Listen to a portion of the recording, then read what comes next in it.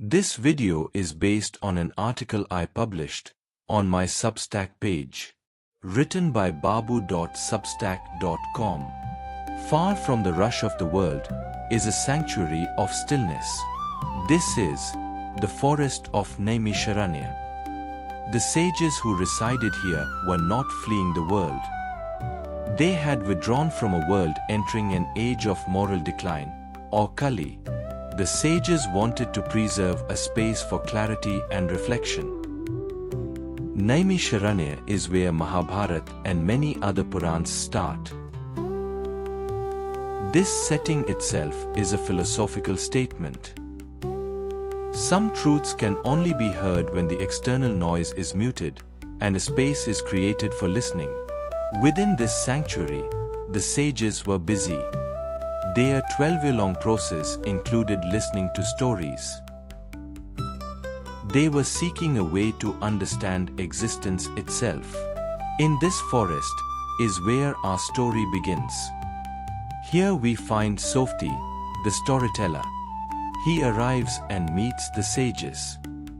His arrival is a convergence of several essential ideas. He is a bridge, connecting the world of action with the world of contemplation. More than a simple historian, he brings together different threads of information, weaving them into cohesive understanding. Sauti's journey led him to the Kuru kingdom, where he became an eyewitness to an historical event, King Janamajaya's snake sacrifice. This elaborate ritual was an act of personal retribution, driven by the king's immense grief over his father's death. Following this, Sauti embarked on a pilgrimage, traveling to numerous sacred sites. While the snake sacrifice represented a raw response to loss and trauma, his pilgrimage symbolized a different path, one of introspection, atonement, and the search for spiritual peace. Taken together, Sauti's travels represent a powerful synthesis of two major themes: historical trauma and spiritual healing. His presence at the destructive, trauma-fueled event of the snake sacrifice, followed by his own restorative journey of pilgrimage, highlights the complex human process of grappling with loss and seeking peace beyond mere retribution. He embodies the duality of a world scarred by violence and the enduring quest for a path to spiritual healing and renewal. The sages welcome Sauti as a link to this wider world. They do not ask him for his opinion, but for his story. They recognize that his experiences, when filtered through the lens of a storyteller, hold a different kind of value.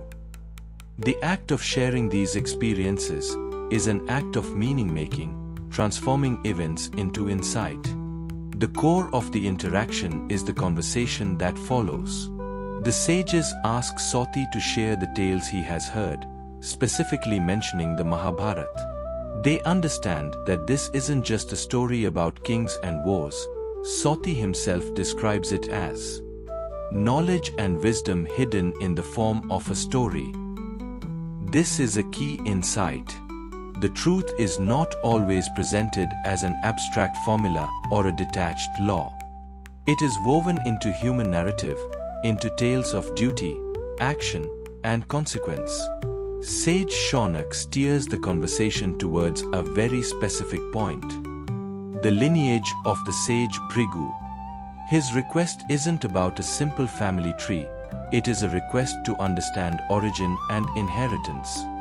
It is the acknowledgement that our present is always shaped by the past, and that understanding this chain is a form of self-knowledge.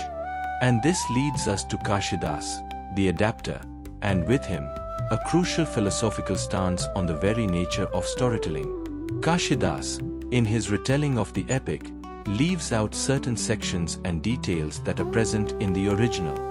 This is a deliberate and insightful choice. We see him as a philosophical editor. His work is like that of a sculptor who removes excess marble to reveal the form within. He believes that the central truth of the story, the moral and spiritual core, is more powerful and accessible when it is unburdened by exhaustive detail. This is a form of essentialism, the belief that the core meaning of something is more valuable than its complete, unedited form. Kashidasa's approach is a recognition that stories are not static records. They are living traditions that must be reinterpreted and retold. He adapted the story to keep it alive and vibrant for his own time and place. In doing so, he made a powerful statement that the truth of a story does not lie in its endless complexity, but in its ability to point towards something deeper, something that resonates with the human spirit. Thank you for joining here, inspired by the writings at written-by-babu.substack.com, a space for exploring meaning through the lens of the epics. If this journey spoke to you, you can support it by liking the video, sharing it with others, and subscribing for more. Until next time, may your own search for understanding remain alive and attentive.